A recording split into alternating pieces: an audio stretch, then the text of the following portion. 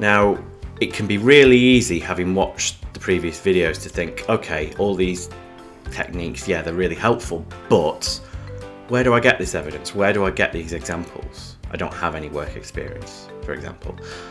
That's a very common anxiety, but I promise you, you still have stuff to talk about. The very fact that you are at university shows that you have stuff to talk about. Work experience, relevant work experience, is obviously great. Full-time, part-time, vacation, whatever. Even if it's not directly relevant, you could make it relevant. These transferable skills can basically come from anywhere. Any workplace has an element of teamwork, an element of influencing. All of that can be valid.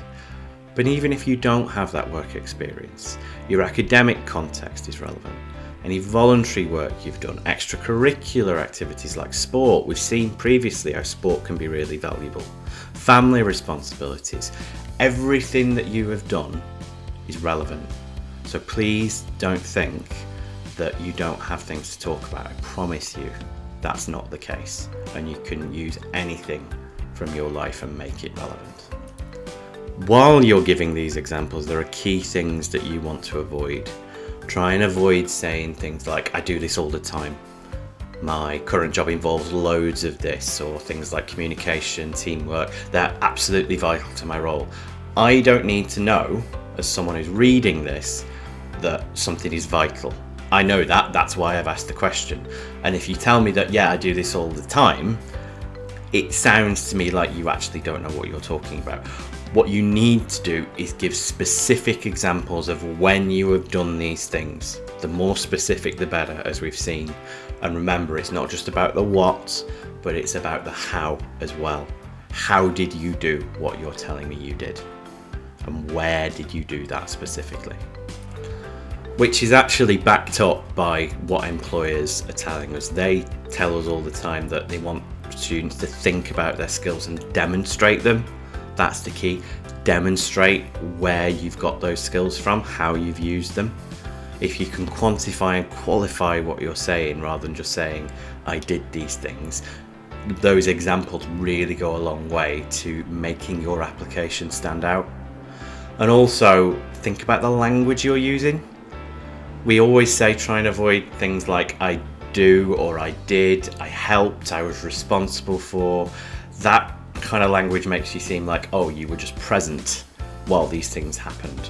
Try and use more assertive language. I organised, I developed, I led. These words are much more powerful, they're more positive language and show that you were more active in these examples. That's what we want. We want to see what you specifically did as part of these examples.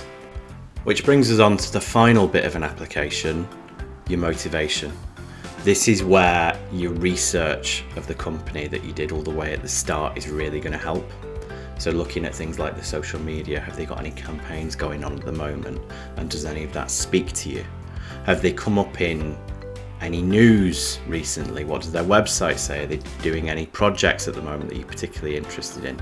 But genuinely, think about your own experience, how that aligns with them, whether it does fit into an overall career plan, and then tell them that. Be honest. Specifically, why is it that you want to apply to this company rather than their other competitors? How are they different from their competitors? All of this can really help explain to an organisation why it is you're applying to them. All of that brings us to the end of this series. So just to sum up, first of all, before you start, you do need to research the company. Look at things like the job description, the person specification, that's really key. You can get a bit of a cheat sheet as to what you should be putting in your application, but you can do things like reflecting the language that they use in their own adverts within your application.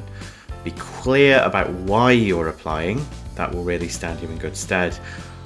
And use that evidence, use those examples. Always talk through examples when you're answering questions, using things like the STAR technique. This will make sure that your application really stands out and then you get through to that interview stage. Which brings us to the end. Thank you very much for watching and listening. We really hope that's been helpful. If you can do all the standard YouTube stuff, like, subscribe, that helps us grow the channel and reach more students so that we can help them as well. And if there are any other topics that you want a bit more support from, have a look on the YouTube channel. There are lots of other playlists on things like interviews, CVs, actually hunting for jobs. All of this could potentially be helpful. And if you are a student of Manchester and you want that little bit more support, our contact info is on the screen. Please do get in touch. We are more than happy to help. Thank you for listening.